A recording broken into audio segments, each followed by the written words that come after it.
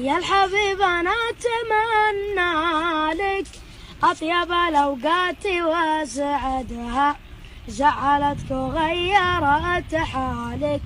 كلمة ماني بقاصدها، وأنت بالطيب من بالك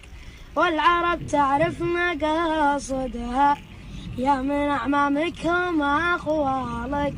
يا متى كبدي بتبردها، يا لا لا يا لا لا لا